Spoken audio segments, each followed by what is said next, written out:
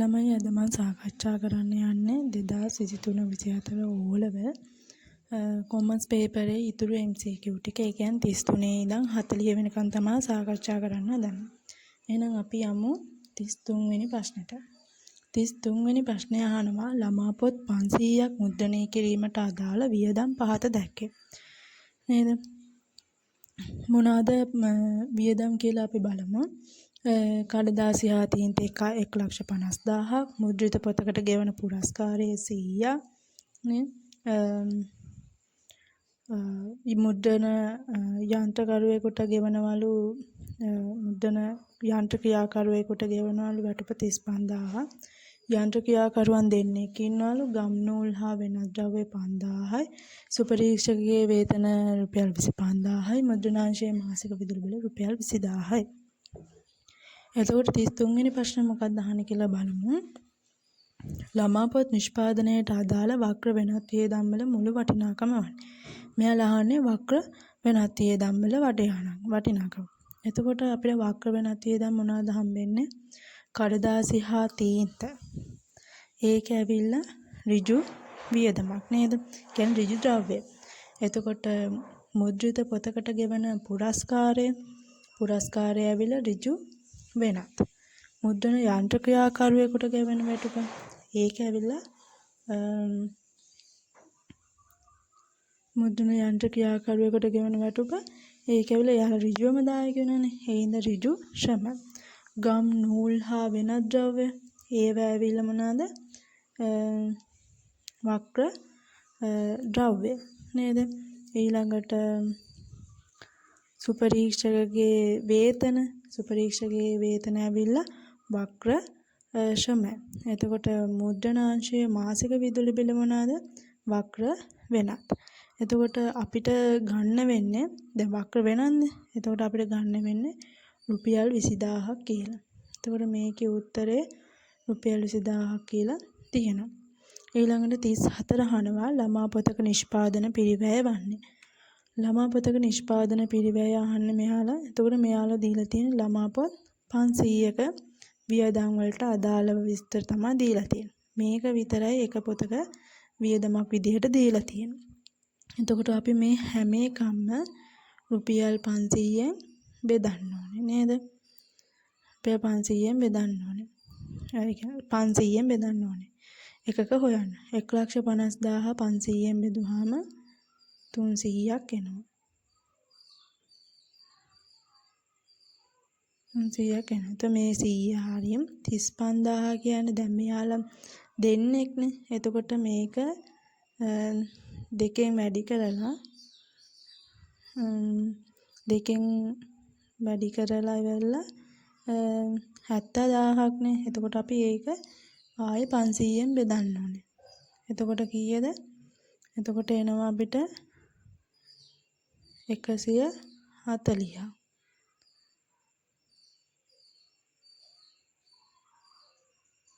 ඊළඟට 5,500ෙන් බෙදුවාම එනවා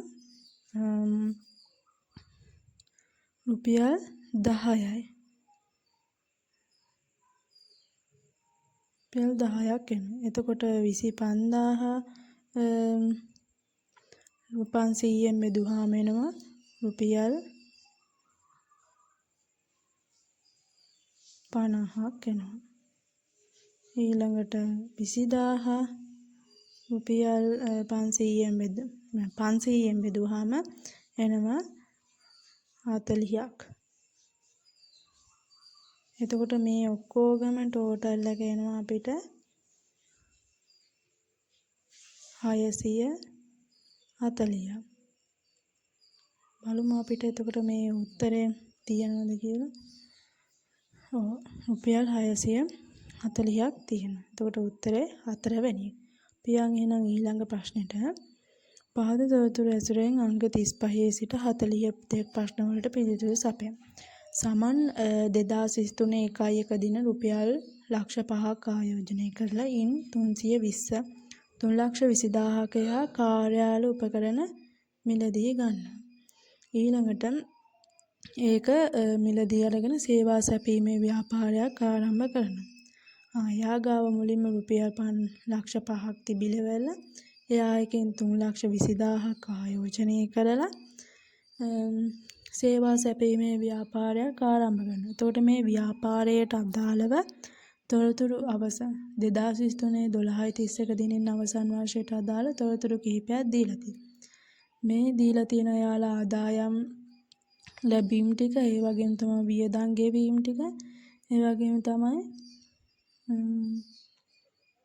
වගකීම් ටික දීලා තියෙනවා, වත්කම් ටික දීලා තියෙනවා. තමයි අමතර තොරතුරු ටිකකුත් දීලා තියෙනවා. අපෙන් අහන්නේ බලමු 35 වෙනි ප්‍රශ්නයෙන් අහන්නේ 2023-12-31 දිනෙන් අවසන් වර්ෂයේ ආදායම් ප්‍රකාශයේ දැක්වෙන සේවක වැටුප වන්නේ කියලා. එතකොට සේවක වැටුප කීයක්ද කියලා තමයි අහන්නේ. දැන් මෙයාලා මෙතන දීලා තියෙනවා සේවක වැටුප් කියලා 1,20,000. ආදායම් ප්‍රකාශනයනේ. එතකොට ආදායම් ප්‍රකාශනය අපි ආදායම් ප්‍රකාශනය අපි තොරතුරු ඇතුළත් කරන. කියන්නේ වියදම් තොරතුරු ඇතුළත් කරන්න.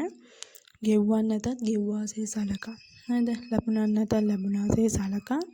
අපි ඒව උපචිත සංකල්පයට තමයි අපි මේ ආදායම් ප්‍රකාශනයේ තොරතුරු වාර්තා කරන්න ඕනේ.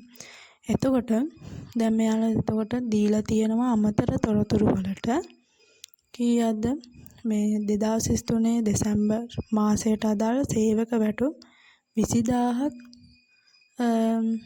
12/31 දිනතෙක් ගෙවලා නැහැලු. දැන් එතකොට සේවක වැටුප් කියලා මෙහෙම ගිණුමක් තියෙනවා නම් ඒකේ 1.20ක් කියලා තියෙනවා නම් වියදම් විදියට 20,000ක් මේ ගෙවලා නැහැ. හැබැයි ඒක වියදම. ඒ වර්ෂයට අදාළව ඒක වියදම. දෙසැම්බර් මාසයට අදාළව ඒක වියදම. ඒ කියන්නේ ඒක ආදායම් ප්‍රකාශයට ඇතුළත් කරන්න ඕනේ. උපචිත සංකල්පෙන්නේ. එතකොට 20,000ක් කියලා අපිට දාන්න පුළුවන්. එතකොට අපිට උත්තරේ එනවා 1.40ක් විදියට. එතකොට බලන්න උත්තරේ තියෙනවද කියලා 1.40ක් කියලා තියෙනවා නේ. ඊළඟට 2036 වෙනි ප්‍රශ්නය අහනවා 2023-12-31 දිනෙන් 12-31 දිනෙන් අවසන් වර්ෂයේ ආදායම් ප්‍රකාශය ඇතුළත් ආයතන හා පරිපාලන වියදම් වල එකතුව. ආයතන හා පරිපාලන වියදම් වල එකතුවන. දැන් වියදම්නේ. එතකොට අපි වියදම් කොටසේ බලනවා ආයතන හා පරිපාලන වියදම් වල එකතුව. සේවක වැටුප් තියෙනවා. සේවක වැටුප් අරක 20,000ත් එක තමයි අපි මේ එකතු කරන්න ඕනේ. නැත්තම් අමුතන්නේ 20,000යි ඊළඟට ප්‍රවාහන වියදම් ඒක ඇවිල්ලා බෙදා හැරීමනේ. ණය පොලී නෑ ලිපි ද්‍රව්‍ය වියදම් එනවා. එතකොට විදුලි වියදම් එනවා 15,000ක් නේද? ඊළඟට දැන් මෙයා කාර්යාල උපකරණ මෙතන අරගෙන තියෙනවනේ. එතකොට කාර්යාල උපකරණ මෙතන කියනවා කාර්යාල උපකරණ වාර්ෂිකව 110 බැගින් ෂෙයා කරන්න. 110 බැගින් ෂෙයා කරපුවාම කීයක් එනවද? 110 බැගින් ෂෙයා කරපුවාම මෙතන එනවා 32ක් නේද? එතකොට 1.40යි 1.40යි 1,40,000යි 10,000යි නේද? 15,000යි 32යි. එතකොට අපිට එනවා උත්තරේ 1,97,000. එතකොට උත්තරේ තියෙනවා 4 වෙනි එක 1,97,000ක් කියලා. ඊළඟට 37 වෙනි ප්‍රශ්නෙට යමු. 37 වෙනි ප්‍රශ්නෙන් අහනවා 2023-12-31 දිනට සමන්ගේ ව්‍යාපාරයේ ජංගම වගකීම් වල එකතුව කීයද කියලා. ජංගම වගකීම් වල එකතුව කීයද කියලා තමයි අහන්නේ. දැන් මෙතන වගකීම් කියලා තියෙනවා. මෙතන තියෙනවා බැංකු වයිඩාව රුපියල්. අපෙන් අහන්නේ සමන්ගේ ව්‍යාපාරයේ ජංගම වගකීම්. එතකොට මෙතන තියෙනවා රුපියල් 10,000ක් බැංකු වයිඩාව. එතකොට බැංකු ණය තියෙනවා 50,000. එතකොට අපි මේ 50,000 ගන්න ඒක අපිට ජංගම නොවන වගකීමක් නේද? මේ 10,000 ඊළඟට මේ අමතර තොරතුරු වල කියලා තියෙනවා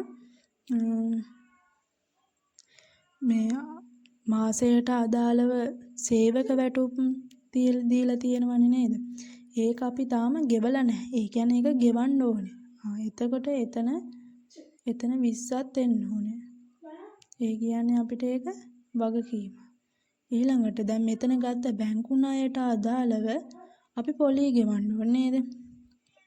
ඒකේ පොලි ගාන කොහමද? දැන් 110යි බැංකු ණය පොලි. එතකොට 110යි කියන්නේ රුපියල් 5000යි නේද? 50000න් 5000යි. හැබැයි මෙයාලා ගෙවලා අපිට මේකේ ණය පොලි දීලා තියෙනවා 22000. ඒ කියන්නේ අපිට එතනින් හිතා ගන්න පුළුවන් එයාලා ණය පොලි වියදමක් විදියට අරගෙන තියෙන ගෙවලා තියෙන්නේ රුපියල් 2000යි. ඒ කියන්නේ තව 3000ක් එහෙම්මම තියෙනවා නේද? එතකොට අපිට උත්තරේ එනවා 33000. උත්තරේ එතකොට 33000යි. ඊළඟට 2023 12:31 දෙන්න සමන්ගේ ව්‍යාපාරයේ මුළු වත්කම් කීයද කියලා අහනවා. මුළු වත්කම් වල හොයන්න දැන් මුළු වත්කම් වලට දැන් එනවනේ ජංගම වත්කම් සහ ජංගම නොවන වත්කම්. එතකොට ජංගම නොවන වත්කම් අපි මුලින්ම ගත්තත් එහෙනම් දැන් කාර්යාල උපකරණ මෙයා පිරිවැයට අරන් තිනවා 3,20,000. එතකොට 3,20,000 අපිට ගන්න වෙනවා නේද? 3,20,000යි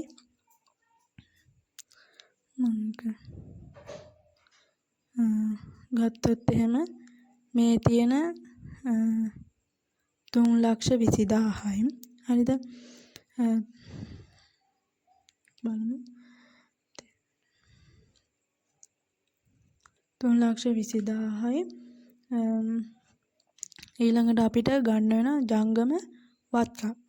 ජංගම නොවන වත්කම් වලට විතර ජංගම වත්කම් වල තියෙනවා මුදල් ශේෂය 50,000යි. හරිද? මුදල් ශේෂය 50,000යි 3,20,000යි. එතකොට එතනම එනවා පිරිවැය මේ 3,70,000. හැබැයි අපි මේ පිරිවැයට කාර්යාල උපකරණ ගත්තට අපි ගන්න ඕනේ ඒකේ ෂය මුළු සමුච්චිත ෂය අඩු කරලා නේද? එතකොට කාර්යාලයට අදාළ කාර්යාල උපකරණ වාර්ෂිකව 110%න් ෂය කරනවා. එතකොට අපි මේකෙන් 32,000ක් අඩු කරලා තමයි ගන්න ඕනේ නේද? 3,20,000න් 32ක් අඩු කරපුවාම 2,88,000. එතකොට ඒකට එකතු කරනවා අපිට 50. එතකොට 3,38,000. ඒ වගේම තමයි ඊළඟට අපි ගන්න ඕනේ මෙයාලා කියනවා වර්ෂයට අදාළව කොමිස් ආදායමක් ලැබෙන්න තිබ්බා. ඒක ලැබිලා නැහැ. හැබැයි ලැබිය යුතු කොමිස් ලැබිය යුතු වියදම් අපිට එක වත්කමක් නේද? එතකොට ඒ 15,000ත් අපි එකතු කරන්න ඕනේ. එතකොට එනවා අපිට 3,53,000. එතකොට බලමු අපේ උත්තරේ 3,53,000යි.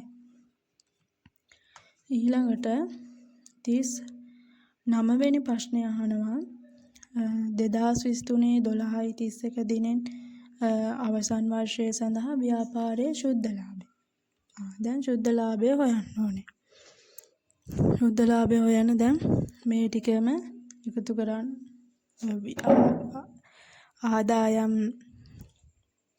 ආදායම් වලට වියදම් ආදායම් වලින් වියදම් අඩු කරන්න ඕනේ නේද? එතකොට අපි එකතු කරමු 2,30,000ට 75,000ක් එකතු කරනවා. තමා ප්‍රවාහන වියදම් 40,000යි ණය පොලි 5,000ක් එකතු කරන්න ඕනේ. මොකද මෙතන 2,000යි දාලා තියෙන අපි 5,000ක් එකතු කරන්න ඕනේ.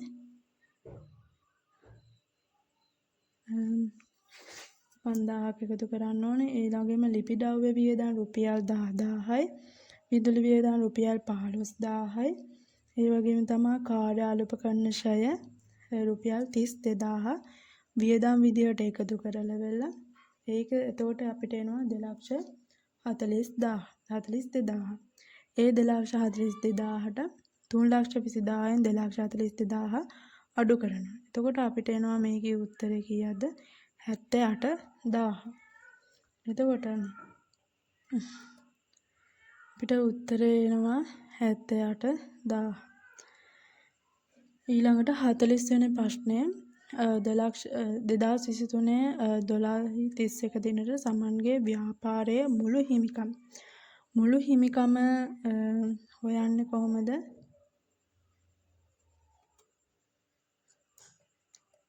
මුළු හිමිකම හොයන්නේ මෙන්න මේ විදිහට. ප්‍රාග්ධනයට ශුද්ධ ලාභය එකතු කරලා වෙලා ඒකෙන් අඩු කරනවා ගැනිලි. ඒක තමයි හිමිකම හොයන්නේ. මෙයාගේ ප්‍රාග්ධන මුලින්ම ව්‍යාපාරයේ යාගාව තියෙන ලක්ෂ 5ක් ඒකෙන් 3,20,000ක් යොදවලවන එයා සේවා සැපීම ව්‍යාපාරයක් ආරම්භ කරන. ඒ කියන්නේ එයා අයිතිකාරයාගේ අතේ තිබිලා තියෙන ලක්ෂ 5ක්. ඊට පස්සේ එයාට ඒකෙන් 78,000ක ලාභයක් හම්බෙලා. ඊට පස්සේ ගැනිලි නැහැ. ඒ හින්දා අපිට හිමිකම විදියට ගන්න පුළුවන් 5,78,000. එතකොට උත්තරේ එන්නේ 5,78,000යි දෙවෙනි උත්තරේ. එහෙනම් ළමයි මේ 2023-24 කොමර්ස් පේපරේ ඔක්කොම MCQ ටික සාකච්ඡා කරලා ඉවරයි.